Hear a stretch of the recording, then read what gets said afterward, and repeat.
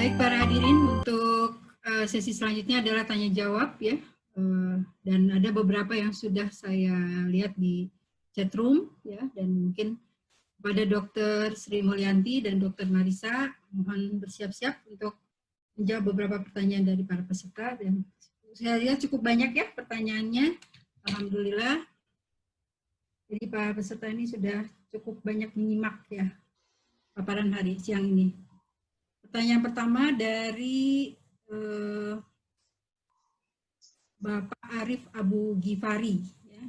Mohon maaf kalau saya tidak menyebutkan gelar karena di sini tidak ada gelarnya. Bertanya tentang apa penyebab gusi turun dan bagaimana mencegahnya. Barangkali ini untuk Dr. Yanti ya, Dr. Yanti. Maka silakan Dr. Yanti untuk menjawab. Ya, enggak, terima kasih. Tadi pertanyaan dari Pak Ghifari ya? Betul, Bapak Arif Abu Ghifari. Ya. Ya. Mengenai tadi tentang penyebab gusi turun dan bagaimana gusi turun dan bagaimana pencegahannya. Ya. Pencegahannya. Ya. Ya, baik. Mungkin saya akan coba jawab ya, penyebab gusi turun itu tadi mungkin saya sudah perlihatkan ada di slide tentang penyakit periodontal. Itu salah satunya kan terlihat gusi menurun ya. Itu penyebabnya itu karena karang gigi. Ya, jadi karang gigi itu yang akan menyebabkan gusinya itu meradang, kemudian turun, lama-lama turun, kemudian juga jaringan pendukung giginya, tulang alveolarnya juga rusak, ya, sehingga dia dukungan terhadap akar giginya juga berkurang. Gitu. Nah, kemudian itu tadi ya yang pertama, bisa juga diakibatkan gusi yang turun itu cara menyikat gigi yang salah. Cara menyikat gigi yang salah. Biasanya kan orang awam itu sikat giginya itu vertikal horizontal gitu ya, vertikal horizontal. Nah itu secara tidak langsung lama-lama gusi itu terdorong ke bawah dan ke atas. Lama-lama gusinya akan menurun sehingga akar giginya terlihat ya. Nah kemudian untuk pencegahannya ya tadi mungkin usahakan jangan sampai ada karang gigi ya, tentunya dengan dibersihkan karang giginya setiap 6 bulan sekali. Kemudian juga membetulkan cara menyikat giginya juga harus betul. Ya. Itu mungkin. Nah, kalau misalkan sudah terjadi penurunan gusi nih, mesti diapakan? Apakah bisa dikembalikan semula? Misalkan kayak gitu.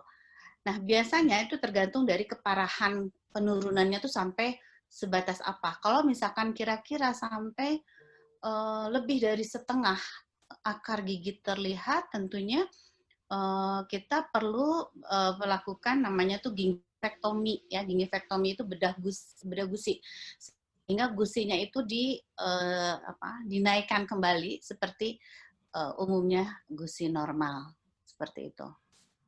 Itu kalau memang ingin mengembalikan gusi yang sudah turunnya parah kembali ke gusi yang sehat gitu ya, yang terlihat sehat.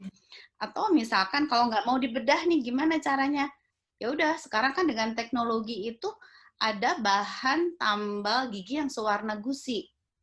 Jadi nggak begitu kelihatan si gusinya, si akarnya itu nggak kelihatan. Karena si akarnya itu diberi tambalan, dilapis dengan bahan tambalan sewarna gusi. Ya, mungkin itu yang bisa saya jelaskan. Ya. Dokter Yanti, barangkali bisa ditambahkan bagaimana cara menggosok gigi yang baik barangkali ya. Ini penting juga ya. Jadi kan salah satunya adalah dengan cara menggosok gigi dengan yang benar. Berarti harus diperagakan gitu ya? Diperagakan. Enggak, tergantung Dokter Yanti bagaimana. Ini kan mungkin saya rasa... Sebentar ya, sebentar. Sebetulnya ada videonya, tapi mesti harus dicari dulu sebentar ya.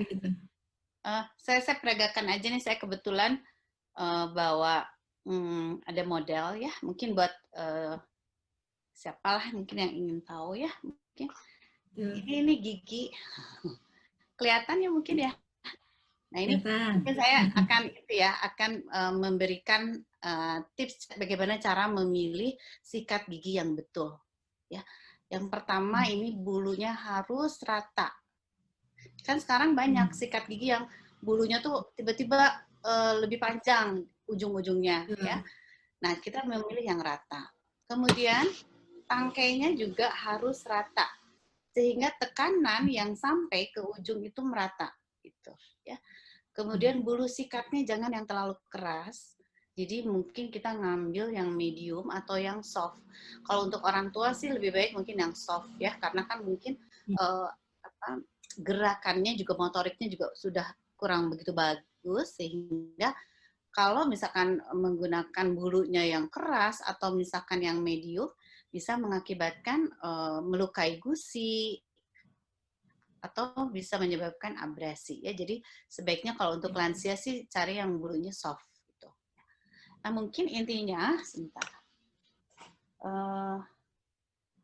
Posisikan sikat gigi dengan sudut 45 derajat. Gini. Bagaimana kelihatan? Kelihatan, Dok, kelihatan. Kelihatan ya? Agak jadi posisikan sikat gigi itu posisi 45 derajat ya. Nah, jadi kan mungkin selama ini kita menyikat gigi, mungkin kadang-kadang saya juga suka nggak sadar ya, nyikat gigi tuh horizontal, vertikal, gini ya. Nah, yang hal-hal seperti ini, gerakan yang seperti ini mengakibatkan resesi gusi. Kemudian bisa juga mengakibatkan abrasi ya. Makanya caranya adalah dengan menempatkan sikat gigi itu 45 derajat terhadap permukaan gigi. Kemudian gerakannya itu kalau gigi atas yaitu dari gusi ke bagian bawah. Ini. Kemudian kalau untuk rahang bawah ke atas. Nah, seperti itu. Kemudian untuk permukaan kunyahnya ini boleh maju mundur ya. Seperti ini. Kemudian atas juga sama. Ya, seperti ini. Dan jangan lupa bagian dalam nih. Biasanya bagian dalam yang suka tidak kena sikat ya. Karena kebanyakan pasien saya datang kalau bersihin karang gigi itu daerah sini, di daerah bawah lidah itu banyak sekali karang giginya ya. Jadi ini juga jangan sampai terlupakan. Jadi ini tetap gerakannya sama. Kalau yang bawah ke atas, ini. Udah, kelihatan? Kelihatan. Nah, jadi begini ya. Nah, kemudian yang atas juga sama, gerakannya ke bawah ya. Jadi intinya semua permukaan gigi itu kena sikat. Jadi jangan hanya permukaan luarnya saja yang disikat ya. Mungkin itu kurang lebih cara menyikat gigi yang baik dan benar. Ya. Terima kasih Dr. Yanti. Kemudian pertanyaan selanjutnya dari Ibu Dewi Pamuji. Apa yang menyebabkan gigi rapuh dan gampang patah? Mungkin ini Dr. Yanti lagi ya. Silakan Dok. Ya, biasanya gigi rapuh dan gampang patah ya. Ini biasanya gigi rapuh itu karena struktur giginya gitu ya. Kalau kita dari awal pembentukan gigi gigi tetapnya saja sudah baik, misalkan ya, misalkan kalsiumnya cukup, kemudian ada fluor, sehingga gigi tersebut akan kuat. Nah, otomatis kelak gigi tersebut akan tidak mudah dan tidak rapuh. Memang kalau giginya sudah rapuh ya memang dari awalnya pada waktu tumbuhan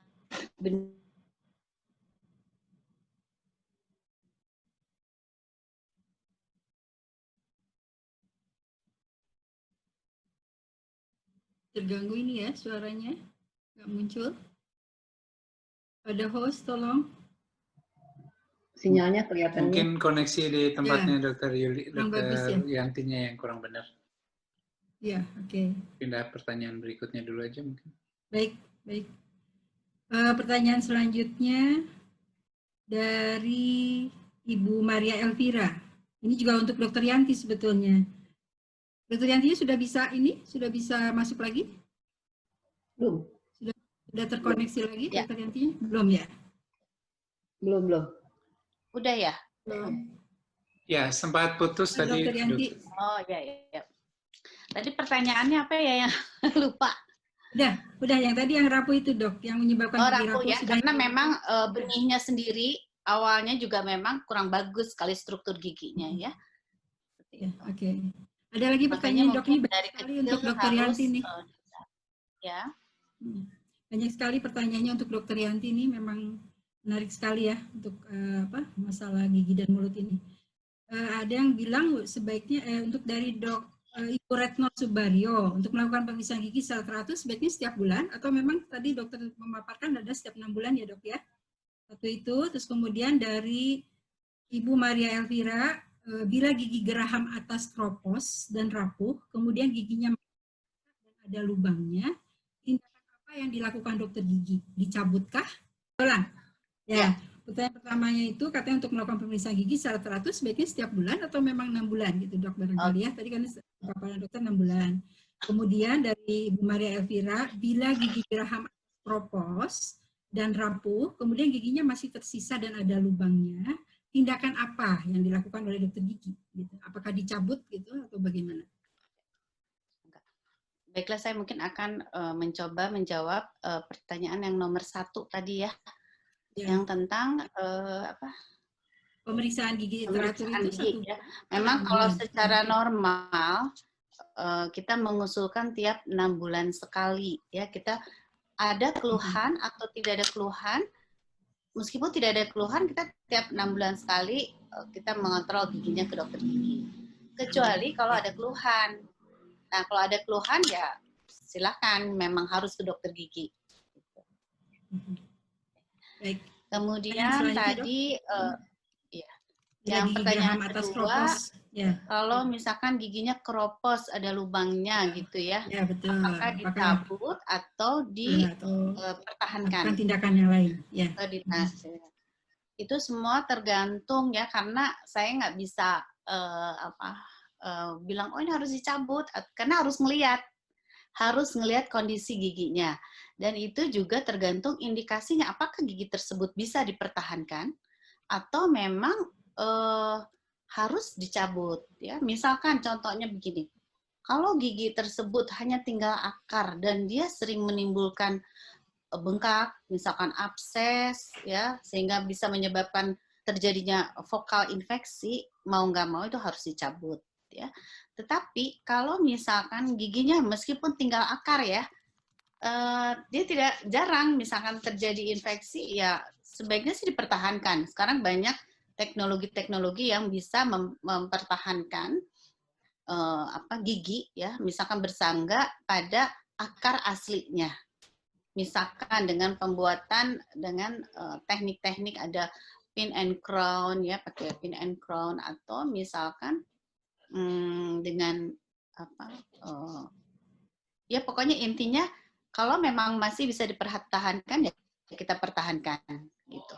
Ya. Karena kalau di Amerika pun di luar negeri itu tinggal akar pun tetap dipertahankan dengan teknik.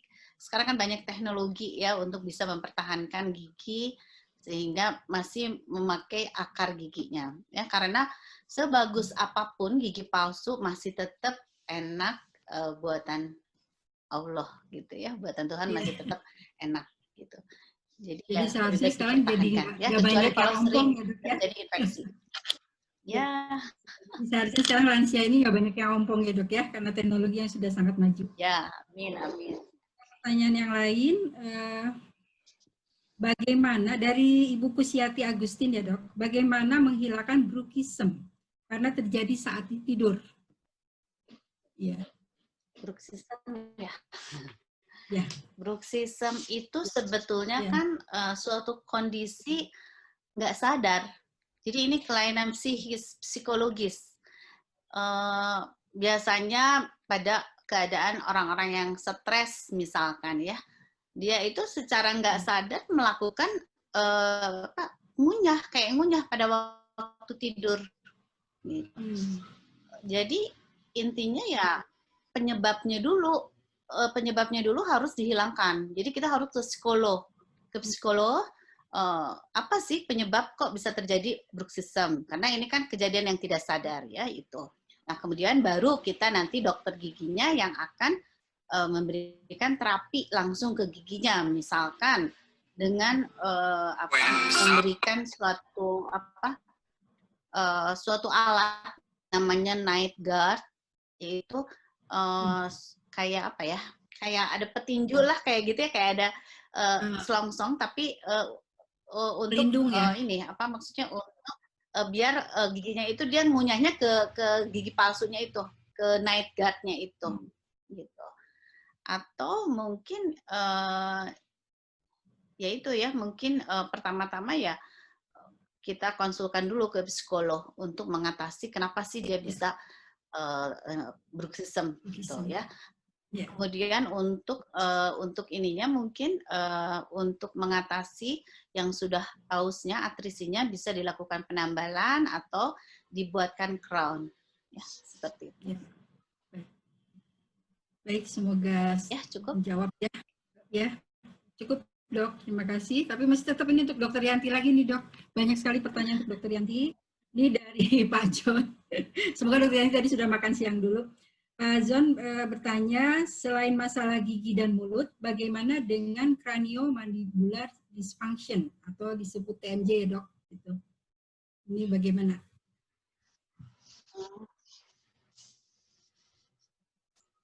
TMJ. Temporomandibular junction. Kelainan TMJ ya, maksudnya kelainan TMJ itu sebetulnya banyak ya. Sebetulnya banyak dan penyebabnya juga macam-macam ya. Tapi biasanya yang umum itu kelainan TMJ itu namanya tuh ada clicking. Clicking itu kalau misalkan kalau kita mengunyah atau nutur ini bunyi ya. Kenapa sih penyebabnya? Penyebabnya ini biasanya karena ketidakseimbangan pada saat mengunyah ya. Umumnya pada lansia misalkan karena dia nggak ada giginya nih, misalkan yang sebelah nggak ada giginya, yang ada hanya sebelah aja, dia ngunyahnya hanya satu sisi, sehingga beban berat untuk sendi pada saat dia dipakai untuk mengunyah satu sisi, ya seperti itu. Dan juga bisa menyebabkan hubungan rang atas dan rang bawah yang tidak maksudnya tidak seimbang dengan adanya misalkan kehilangan gigi, sehingga lama-lama bisa menyebabkan kelainan sendi TMJ-nya itu. Ya mungkin solusinya kalau memang karena kehilangan gigi, ya dibuatkanlah gigi palsu atau gigi tiruan. Baik, terima kasih Dr. Yanti. Ini masih untuk Dr. Yanti juga dari Ibu Wisri Puwastuti. Karena kondisi pandemi COVID, masih takut saya ke dokter gigi. Bagaimana mengatasi rasa sakit gigi karena gigi berlubang atau ada pembengkakan gusi? Enggak, Dok. Ya, betul. Memang kan sejak Maret ya, sejak pemerintah mengumumkan bahwa ini keadaan pandemi COVID ya, ada profesi yang sangat riskan sekali ya. Salah satunya dokter gigi dan dokter THT. Kenapa? Karena ternyata virus SARS-CoV-2 itu, virus penyebab COVID-19 itu adanya tempatnya di nasofaring dan orofaring, di rongga mulut. Sedang dokter gigi itu kan kerjanya di rongga mulut. Ya. Sehingga sempat waktu itu dilarang praktek kecuali ya, tapi nggak usah khawatir sekarang dengan semenjak Juli kalau nggak salah ya, kami dokter gigi sudah mulai buka kembali protokol COVID yang sangat ketat ya. Jadi mungkin buat Bapak Ibu yang memang memerlukan pengobatan gigi nggak usah melakukan protokol COVID-nya dengan ketat. Ya, mungkin. Itu dan mungkin bisa juga sekarang kan ada telemedicine ya, teledentistry. Jadi kita bisa melakukan konsultasi penyakit gigi dan mulut melalui teledentistry istilahnya kita, tanpa harus tatap muka. Ya, mungkin begitu. Ya, baik, Dokter Yanti. Mungkin ini saya masih banyak dok pertanyaan untuk Dokter Yanti, tapi coba saya ini dulu untuk Dokter Marisa ya. Dari Bu Dewi Pamuji. Dok, kenapa kaki saya, Dokter Marisa aja sudah Siap. Oke, makasih dok. Dari Ibu Dewi Pamuji, dok, kenapa kaki saya mudah sekali kram? Ya, kemudian dia tambah juga mudah kram juga jika terlalu banyak berdiri atau berjalan. Kenapa ya dok? Itu dari Ibu Dewi Pamuji, dok Marisa, silakan. Ya, terima kasih Bu Pamuji. Memang gangguan mungkin ada hubungannya dengan kalsium, tapi mungkin ya Ibu ya. Jadi kalau ada hubungannya dengan berjalan, berdiri lama atau berjalan, itu mungkin ada gangguan dengan hubungannya dengan penggunaan otot-otot ya. Apakah ototnya kaku, apakah ototnya kelelahan. Mungkin juga ada gangguan atau kekurangan kalsiumnya. Tentu kalau saran yang umum ya, secara umum ya orang kalau mau aktivitas banyak tentu dengan bertambahnya usia kita perlu latihan-latihan otot itu ya, stretching-stretching itu perlu sebelum kita latihan yang banyak atau aktivitas yang banyak. Kalau itu sudah dilakukan dan tidak berhasil, ya tentu Ibu perlu periksa lebih lanjut ya ke dokter untuk pemeriksaan itu. Mungkin begitu Bu Pamuji. Ya, baik. Pertanyaan selanjutnya Dokter Marisa, ini dari Ibu Eti Sugihartuti. Dok, kenapa Parkinson ibu saya jari tangan kiri melipat kalau dibetulkan sakit? Itu pertanyaannya dok. Ya, yang itu lebih tepat kalau Ibu tanyakan atau Ibu konsulkan ke dokter yang merawat Ibu ya, ke dokter yang merawat Parkinson-nya. Karena mungkin ya kemungkinan besar ada hubungannya juga dengan proses Parkinson-nya. Ya, ya baik. Ini mungkin ke Dokter Yanti lagi nih dok. Mohon maaf nih, banyak sekali Dokter Yanti. Dari Liani dok. Dok, saya mau tanya, jadi sebaiknya makanan jenis seperti apa yang diberikan pada lansia yang giginya sudah hampir habis untuk memenuhi gizinya? Enggak, Dokter Yanti?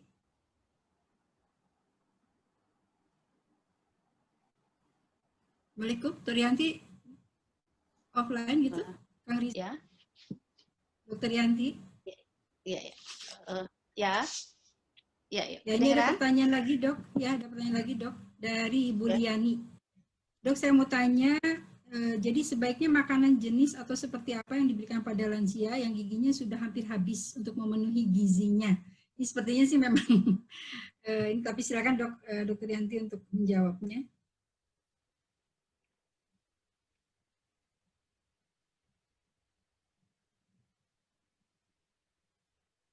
Ini bergizi ya?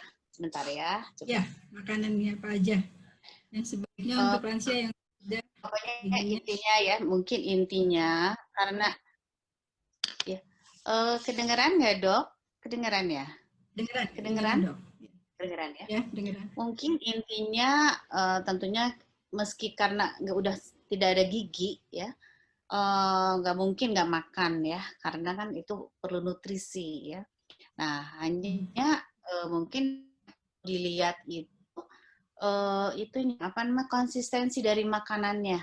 Jadi mungkin sudah nggak bisa karena sudah nggak ada giginya, mungkin harus makanan-makanan yang lembut, yang mudah dicerna seperti itu. Misalkan kita bisa memilih makanan-makanan yang lembek dan lunak atau dicincang, atau bisa juga membuat bubur, kemudian jus, smoothie, atau sup yang akan mudah untuk dicernanya, seperti itu. Kemudian juga kalau lansia itu kan makannya nggak boleh banyak-banyak ya pada saat sekali makan, jadi sedikit-sedikit tapi sering. Jadi intinya mungkin untuk yang tidak ada giginya ya berikan makanan yang lembut, lunak, mudah dicerna. Tapi tentunya harus bergizi, tetap bergizi. Kalau memang nggak bisa dipakai gigi palsu lagi ya. Betul. Ya. Jadi konsultasi ke dokter gizi juga ya dok ya? Iya, Baiknya ya. betul. Ya, baik. Tadi ini ada juga yang bertanya bagaimana cara menggosok gigi yang benar dok, ada dari beberapa peserta ya. Jadi tadi sudah alhamdulillah sudah dokter peragakan juga. Jadi untuk yang bertanya untuk masalah cara menggosok gigi yang baik dan benar sudah disampaikan langsung oleh dokter Yanti tadi. Kemudian pertanyaan selanjutnya dari Ibu Mariam Basalamah. Akibat kecelakaan 2 gigi depan adikku copot. Mana yang lebih aman, pasang gigi permanen atau dengan gigi palsu? Umur saya baru 40 tahun. Dalam kurung barangkali struktur giginya sudah berubah, begitu katanya dok. Mungkin ini ya, mungkin saya akan cerita dulu bahwa gigi tiruan itu ada 2 macam. Gigi tiruan lepasan dan gigi tiruan yang cekat. Dan juga tergantung, jadi saya tidak bisa menentukan bahwa ini lebih bagus gigi tiruan yang lepas atau yang cekat, tergantung dari kondisi dari kemudian gigi-gigi sekitarnya gitu. Tapi biasanya kalau misalkan tadi usianya berapa sih, 40 ya? 40 tahun. 40 biasanya sih gusinya dan tulang alveolornya masih bagus ya. Kemudian itu juga kan gigi depan ya. Gigi depan ya sebaiknya sih kalau saya sarankan menggunakan yang permanen. Yang permanen itu kan crown, jadi nggak dilepas-lepas gitu. Kecuali kalau memang itu gigi belakang. Gigi belakang ya mungkin bisa aja dipakai yang lepasan. Ya. Gitu. Apalagi kan sekarang juga ada implan ya. Implan itu udah hampir sama dengan kayak gigi asli gitu. Jadi dia ditanam implan itu di gusinya. Gitu. Ya, kalau itu mungkin kalau untuk gigi depan lebih baik sih yang tetap aja yang ini karena masih dilihat dari estetik juga mungkin karena melihat dari estetik. Ya. Baik, ini untuk dokter Yanti juga dok. Ibu saya dari Ibu Yanti juga nih namanya sama. Dokter, ibu saya berusia 80 tahun ke atas. Pada bagian bawah ada yang hampir copot, otel-otel tadi, tapi tidak mau copot. Sehingga ketika memakai gigi palsu untuk makan sakit jika terkena gigi palsu. Mohon bantuannya dokter untuk hal ini harus seperti apa dan supaya dapat lepas giginya bagaimana ya dok? Atau jika menunggu dapat diberikan apa ya dok? Gitu. Jadi ada yang otel dok gitu, ada yang sudah mau lepas ya gitu. Usianya 80 tahun atas. Kalau ngelihat dari tadi ya keluhannya giginya udah otel-otel gitu. Yeah. udah tinggal sedikit lagi, berarti artinya tulang penyangganya sudah nggak ada kelihatannya ya. Kalaupun dipertahankan juga percuma, ya. Percuma, malah dia akan membuat kagok gigi palsu yang ada. Jadi kalau saran saya sih lebih baik diambil, dicabut aja giginya, kemudian dibikinkan lagi, ditambahkan lagi ke gigi palsu yang sudah ada. Gitu. Jadi dengan penambahan gigi yang itu ya. Kecuali kalau giginya memang masih karena kegoyangan gigi itu kan ada derajatnya ya, derajat 1, 2, 3. Kalau memang udah betul-betul udah nggak bisa gitu, udah melambai-lambai ya udahlah mau nggak mau dicabut. Gitu. Cabut aja, ya. Supaya pemasangan gigi palsu juga lebih nyaman kali ya dok ya, lebih pas. Ini kemudian dari Pak Dodi Rusbandi dok, bagaimana mengatasi mengunyah ketika gigi geraham sudah habis usia 58 tahun? Dibuatkan gigi tiruan. Iya. Kalau udah habis ya udah mau nggak mau harus dibuatkan gigi tiruan ya. Jadi biar nggak ini daripada ngunyahnya satu sisi, nanti efeknya ke sendinya itu akan rusak. Betul. Jadi merembet kemana-mana ya dok ya. Ini juga dok bagus nih pertanyaannya dari Ibu atau Ibu Jovita barangkali ya. Ibu Jovita PN Siregar. Selamat siang dokter, saya ingin bertanya kepada dokter gigi Sri Mulyanti lansia yang sedang menggunakan behel sebaiknya menggunakan sikat gigi yang seperti apa? Jadi lansia yang sedang Ya, menggunakan ada lansia pakai behel. iya, Dok. Ya nggak Masih semangat apa ya. untuk tampil baik, Dok. Bagus, Dok. Ya, betul-betul. Yang pernah saya baca memang sampai 56 tahun masih bisa dipasang behel. Putus lagi ya.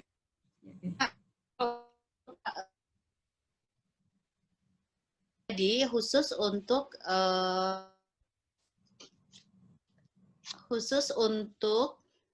para pemakai behel ada sikat gigi khusus untuk behel itu. Di mana sikat giginya itu mungkin yang biasanya itu kan ini rata ya, tapi khusus untuk yang pengguna behel itu di tengahnya itu agak cekung sehingga memang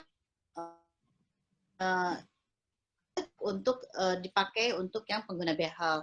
Dan gerakannya juga biasanya horizontal, nggak bisa vertikal gitu. Dan satu lagi ada sikat gigi tambahan, yaitu sikat gigi interdental brush, di mana dia dipakai untuk sela-sela antar gigi dan alat behelnya tersebut.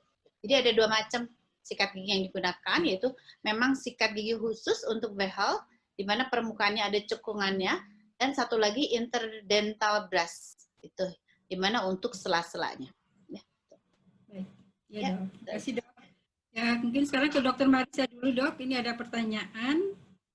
Apakah penyebab kekurangan natrium itu dari kekurangan natrium dari makanan saja? Dari makanan, saya diminta untuk diet rendah garam. Apakah bisa jadi kekurangan natrium? Itu, Dok. Dokter Marisa? Ya, terima kasih. Pertanyaannya memang banyak orang tua mengalami hal ini, ya, kekurangan natrium karena diet yang ketat. Memang betul kalau dia penderita atau ibu penderita hipertensi, penyakit-penyakit tertentu ya, penyakit jantung, itu diminta membatasi garam. Tetapi sebenarnya bukan sama sekali tidak bergaram. Ya, pasti ada takarannya juga. Nah, kalau memang terjadi kekurangan natrium, tentu harus ditambah asupannya, ya.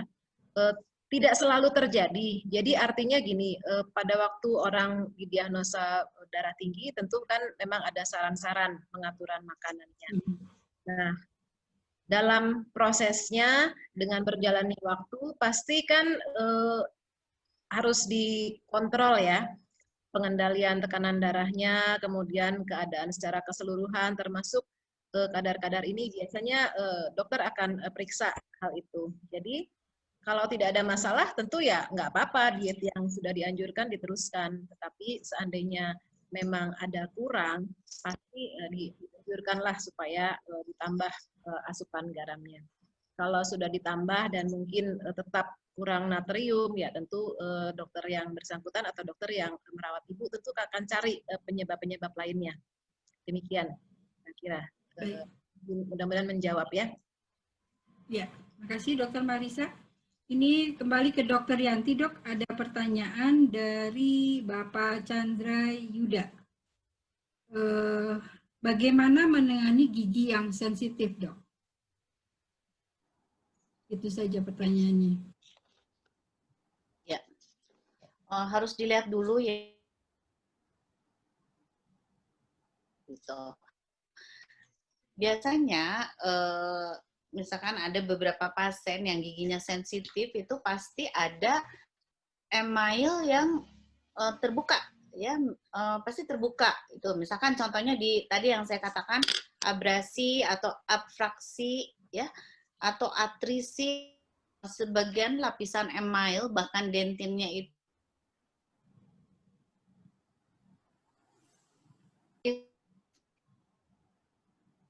mengatasi gigi yang sensitif. Yang pertama mungkin kalau memang dilihat kondisinya dia abrasi, abfraksi atau misalkan atrisi, ya tentunya dengan harus ditambal atau mungkin diberikan crown gitu. Kemudian kita juga bisa menggunakan pasta gigi yang sekarang banyak kan pasta gigi yang untuk gigi sensitif gitu, di mana di sana diberikan fluor ya, sehingga untuk mengurangi gigi yang sensitif tersebut ya. Tapi tetap penyebabnya harus diobatin dulu ya. Misalkan kalau yang berlubang ya harus ditambal atau dikasih crown dan lain sebagainya. Ya, itu mungkin. Baik, terima kasih Dr. Yanti. Ini ada satu pertanyaan lagi barangkali ya, Kang Rizal, barangkali kita sudah mau menutup sesi tanya jawab ini karena masalah waktu juga. Ini ada pertanyaan yang menarik ya, barangkali untuk Dr. Marisa. Kalau sering kram, kenapa? Apa betul karena kekurangan kalsium? Apakah cukup asupan kalsium dari susu saja? Itu dok, silakan Dr. Marisa. Ya, terima kasih Dr. Mira. Terima kasih untuk pertanyaannya. Jadi kekurangan kalsium, kekurangan natrium, semua kegangguan elektrolit ini tidak ada yang sederhana ya. Tidak ada yang satu solusi mungkin. Tetapi kita bisa nilai apa yang kita makan cukup tidak ininya dari asupannya. Kira-kira kalau kita makannya lengkap setiap hari, kemudian minum susu juga harusnya tidak ada ya. Tapi juga kan tadi saya sudah bagikan ada faktor-faktor lain yang mengganggu penyerapan kalsium, misalnya wanita sesudah menopause, kemudian kadar vitamin D-nya rendah sehingga kalaupun cukup asupan tetapi kurang. Dan kurang ini tentu harus dibuktikan dari pemeriksaan ya. Sedangkan pemeriksaan lab sendiri tidak serta-merta hipokalsemi atau kadar kurang kalsiumnya di dalam darah itu langsung menunjukkan dia kurang kalsium, karena kalsium ini kadarnya sangat dipengaruhi hal-hal yang lain. Dan yang diperiksa itu juga kalsium itu ada yang berupa garam, ada yang berupa ion, dan itu agak berbeda interpretasinya. Jadi ya ibu bisa coba dengan asupan yang cukup ya, tetapi kalau memang masih ada keluhan dan betul-betul memang ada gangguan natrium, tentu ibu perlu bertanya pada dokter yang biasa merawat ibu ya. Tidak bisa, mungkin tidak sederhana sehingga cukup tambah susu atau tambah minum kalsium misalnya, apakah seperti itu? Nah itu perlu ditelusuri dulu penyebabnya. Dan interpretasi kurang kalsium itu juga sebenarnya tidak mudah, tidak sesimpel yang kita pikir kalau hasil lab rendah itu sudah mencerminkan kelainan atau seperti itu. Tidak seperti itu sih ya. Kira-kira begitu, mudah-mudahan membantu. Baik, terima kasih Dr. Marisa.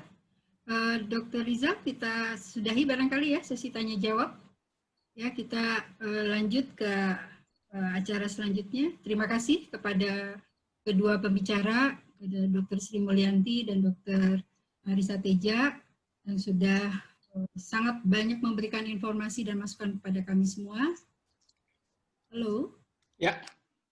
Ya, kepada kami semua, semoga bisa bermanfaat. Tapi sebelumnya, mohon izin dulu Kang Rizal untuk menyampaikan terima kasih atas kehadiran Profesor Beni Joy dari Pertanian dan Profesor Dede Hudaya Pertanian, Prof. Ida Suraida Hukum, dan Prof. Ridat Agus dari Kedokteran, Prof. Rukmiati, dan juga Prof. Burhan Arif Pertanian. Terima kasih Prof. atas apresiasinya terhadap acara kami. Semoga bisa diambil manfaatnya. Baik, untuk acara selanjutnya adalah pengambilan polling ya. Polling yang akan dipimpin langsung oleh Dr. Rizal. Maka silakan Dok. Baik, terima kasih. Alhamdulillah, sebelum kita berakhir, mungkin ini ada sedikit umpan balik dari apa yang pernah kami kumpulkan dari bapak-bapak dan ibu-ibu. Jadi umumnya kalau daftar seminggu sebelum acara kan suka ada pertanyaan.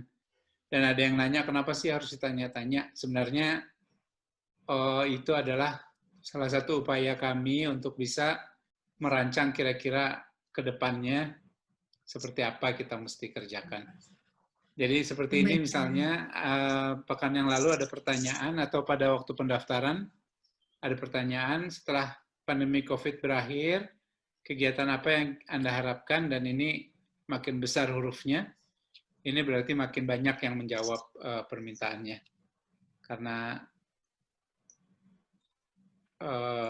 karena dia ketik sendiri, maka beberapa hal sama kalimatnya, benda yang sama tapi disebutkan dengan nama yang lain. Kemudian juga kalau dari hasil pendaftaran pada waktu kita menyebarkan link, sebelum menyebarkan link dari PDA ke-10 ini, juga kurang lebih sama. Sebagian besar ingin ada seminar awam dan pertemuan offline, dan juga latihan bersama. Nanti mungkin ke depan kami akan juga menampilkan profil-profil dari peserta Patepang di Awang-Awang, sehingga kita bisa saling share dan saling tahu apa yang kira-kira kita sama-sama butuhkan. Mungkin seperti itu. Dan terakhir ada satu polling lagi, mohon bantuannya untuk bisa diisi. Mungkin seperti resume dari apa yang kita bicarakan pada hari ini. Mangga, bisa dimulai. Ya, 62% sudah menjawab.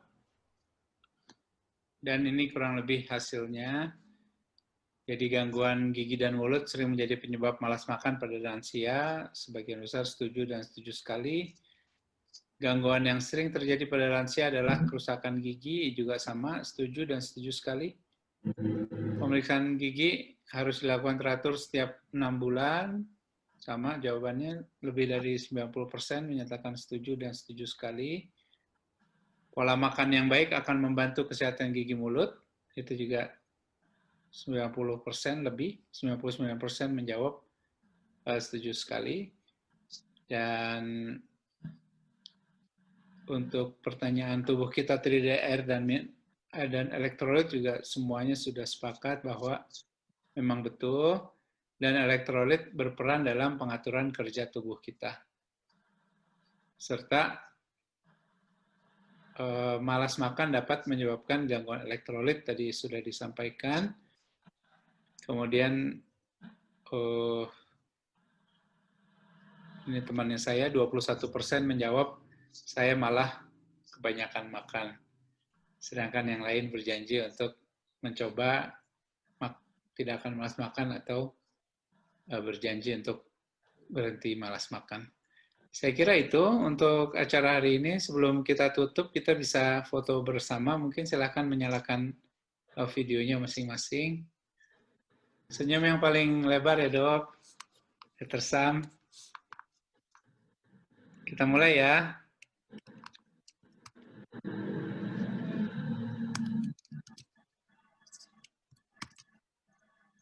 Saya mulai. 1, 2, 3. Sebentar, satu kali lagi. Karena yang hadir hari ini tercatat 170 yang paling banyak tadi, alhamdulillah. Jadi kita bersyukur karena sama-sama kita bisa, mudah-mudahan bisa sama-sama mengambil manfaat dari pertemuan ini. Terakhir, satu kali lagi. Ya, selesai. Terima kasih banyak. Ya. Mangga, silakan Teh Mira. Mangga. Ya. Alhamdulillah, Rabbil Alamin, seluruh rangkaian acara Patepang di Awang episode ke-10 sudah selesai. Sekali lagi, kami mengucapkan banyak terima kasih kepada kedua pembicara, Dr. Diki Yanti, Sri Mulyanti, MKes, kepada Dr. Marisa Teja, SPAN, dan juga terima kasih banyak atas apresiasi dan kehadiran para hadirin semua di acara siang ini, dan semoga kita semua bisa mengambil manfaat yang sangat banyak. Kepada 2 pekan lagi mungkin diumumkan acaranya. Ya, betul. Pada para peserta yang belum dijawab pertanyaannya, insya Allah nanti jawabannya akan disampaikan di PA pendaftaran. Dan juga jangan lupa episode yang berikutnya, yang episode ke-11 itu sebetulnya tentang osteoporosis. Jadi mengambil judulnya apa ya, kita setelah tua akan memendek. Barangkali nanti akan lebih ini lagi materinya, juga ada menopause nanti ya, insya Allah untuk 2 minggu lagi. Dan untuk malas makan ini sebetulnya kan sangat luas sekali. Nanti insya Allah pada episode berikutnya akan dibahas lagi dari segi dan faktor-faktor yang lain yang menyebabkan malas makan pada lansia. Mohon maaf apabila tadi banyak sekali kekurangan atau kesalahan teknis, ya insya Allah ke depan akan kami perbaiki. Dan juga untuk yang ingin tahu materi-materi yang sudah kami sampaikan di Patepang di Awang-Awang ini bisa di channel YouTube ya. Hanya klik Patepang di Awang-Awang pasti ketemu. Silakan bisa melihat materi-materi yang sudah disampaikan dari sesi 1 sampai ke sesi 10. Kemudian selanjutnya sudah selesai barangkali ya. Tetap sehat, tetap semangat dan sehat di masa-masa pandemi sekarang ini. Tetap hati-hati dan selalu happy supaya imun kita tetap tinggi. Mohon maaf, kekurangan. Wabillahi taufiq wal hidayah. Wassalamualaikum warahmatullahi wabarakatuh. Waalaikumsalam.